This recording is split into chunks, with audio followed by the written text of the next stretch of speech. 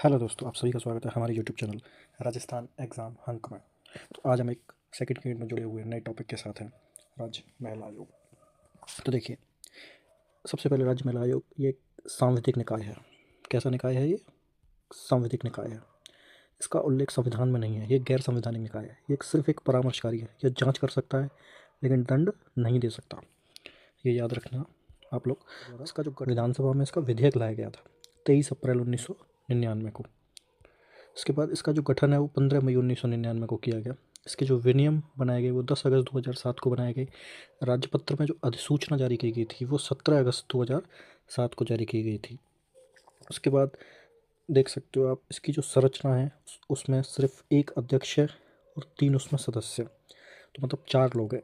एक सचिव होता है, अगर उसको भी आप उसमें ऐड करोगे तो टोटल 5 लोग होते हैं, आप देख सकते हो।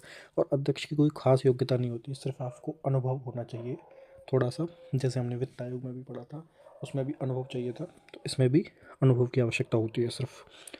इसके अलावा हम देखते हैं कि सदस्यों में से एक महिला सदस्य वो SC/ST की होनी चाहिए और एक OBC की होनी चाहिए। ये कंपलसरी है बिल्कुल, कि एक SC/ST की महिला होगी, एक OBC की महिला होगी। और आयु संबंधी सदस्यों के लिए ऐसा कोई प्रावधान नहीं किया गया कि मिनिमम मैक्सिमम आयु कुछ भी हो सकती है। इसके अलावा देख सकते हैं हम, एक राज्य महिला आयोग अधिनियम 1999 है, जिसमें इसकी संरचना का उल्लेख किया गया है। उसके अलावा इसमें जो टोटल धाराएं हैं ना, राज्य महिला आयोग के अधिनियम बनाया गया 1999 में, उसके अधिनियम में जो धाराएं हैं टोटल वो हैं 22। तो हम जो इम्पोर्टेंट धाराएं हैं उनको पढ़ लेते हैं, बाकी ज़्यादा इम्पोर्टेंट नहीं है। देखिए, सबसे पहले धारा 3, जिसमें नियुक्ति का वर्णन है, जो नियुक्ति सरकार के द्वारा की जाती है। धारा 4 में कार्यकाल का उल्लेख है, जो 3 वर्ष का होता है, ये याद रखना आप। त्यागपत्र राज्य सरकार को देती है। वेतन सेवा शर्तें ये सरकार निर्धारित करती है। तो देखो, नियुक्ति राज्य सरकार देती है, त्यागपत्र राज्य सरकार, वेतन सरकार, और हम आगे पढ़ेंगे तो इसको जो पद से हटाने का काम है वो भी यही करती है। इसकी जो गणपूर्ति है वो धारा 5 में इसका उल्लेख है। गणपूर्ति में जैसे टोटल 5 सदस्य हैं, सचिव को लगा करके 5 सदस्य हैं, तो इसमें जो गणपूर्ति है वो 3 व्यक्ति होने चाहिए, जिसमें अध्यक्ष सम्मिलित होना चाहिए। धारा 6 में इसका जो उल्लेख है वो बैठक का बताया गया है। इसमें बैठक में मिनिमम 2 माह में एक बार होनी चाहिए, 2 महीने में कम से कम एक बार इसकी बैठक होना जरूरी है, और निर्णय इसका जो बैठकों का होगा वो बहुमत से होगा। धारा 8 में देखिए उल्लेख है कि पद से हटाने का, हटा कौन सकता है? सरकार हटा सकती है। तो ये याद रखना आप। हटाने के कारण क्या क्या हो सकते हैं? हटाने के कारण में आप देखिए, हटा सकता है सरकार। कारण क्या क्या? लगातार अब 3 बैठक में अनुपस्थित है कोई व्यक्ति, तो उसको हटा सकते हैं। दिवालिया हो जाए, उसको हटा सकते हैं। भ्रष्टाचार से ग्रसित है, उसको हटा सकते हैं। असमर्थता, वो बेचारा समर्थ नहीं है, तो उसको हटा सकते हैं। विकृत है तो उसको हटा सकते हैं। उस प्रकार से उसको हटाया जा सकता है। अब देखते हैं धारा 10। धारा 10 में इसकी शक्तियों का उल्लेख है। इसकी जो शक्तियाँ वो सिविल कोर्ट के समान होती है। जैसे सिविल कोर्ट में जो शक्तियाँ होती हैं, तो उसके समान इसकी शक्तियाँ होती हैं। धारा 11 में इसके जो कार्यों का वर्णन किया गया है, सबसे इंपॉर्टेंट आर्टिकल है धारा 11। इसमें अनुचित व्यवहार कोई कर रहा है महिलाओं के साथ, उसकी जांच की जा सकती है।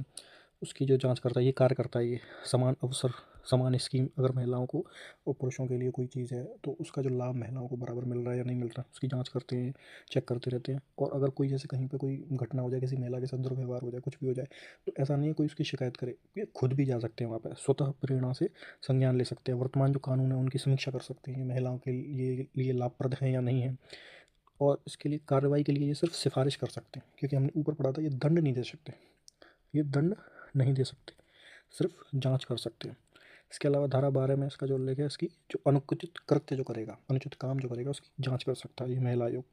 इसके अलावा और जांच के बाद जो सरकार को 3 माह में रिपोर्ट पर निर्णय देना होगा, और महिला आयोग को देनी होगी रिपोर्ट। धारा 14 में इसका उल्लेख है वार्षिक रिपोर्ट। वार्षिक रिपोर्ट किसको देगा? ये सरकार को देगा। अब हम इसमें आगे बढ़ते हैं। अध्यक्ष कितने रहे हैं राज्य महिला आयोग के, उनकी सूची पढ़ते हैं। सबसे पहली रही हैं कांता कथुरिया, जो RPSC में भी पहली महिला सदस्य रह चुकी हैं। इसको याद रखना आप, क्योंकि हमारे में RPSC भी है।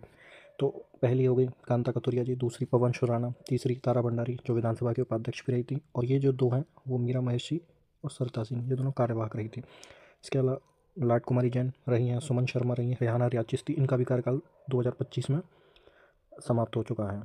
तो अभी पद खाली है बिल्कुल। तो कोई बात, छोटी सी ट्रिक बनाने की कोशिश की थी, कैपिटल सर, कैपिटल सर। सो के से हो गया कांता कथुरिया, पी से पवन सुराना, टी से तारा भंडारी, एल से लाड कुमारी जैन, एस से सुमन शर्मा, आर से रेहाना रियाज चिश्ती, और ये दो तो आपकी कार्यवाहक हैं, इनको आप वैसे याद रख लेना। इसके अलावा दमयंती बकोलिया और सुनीता सत्यार्थी, ये ऐसे सदस्य हैं जो दो दो बार रह चुकी हैं महिला आयोग की सदस्य। और राज्य की जो पहली महिला जिला प्रमुख हैं वो नगेंद्र वाला हैं, ये भी इस महिला आयोग की सदस्य रह चुकी हैं, तो आप इसको भी थोड़ा याद कर सकते हो। और ये भी आप याद कर लेना, ये भी इंपॉर्टेंट है, 25 मई 1999 को कांता कथोरी का कार्यकाल शुरू हुआ था। और अभी हाल में रेहाना रियाज चिश्ती थी, वो भी अभी नहीं है, क्योंकि इनका जो कार्यकाल है वो 2025 में ख़त्म हो चुका है। धन्यवाद। अगर आपको वीडियो अच्छा लगा है तो लाइक करना, शेयर करना, सब्सक्राइब कर देना। Thank you.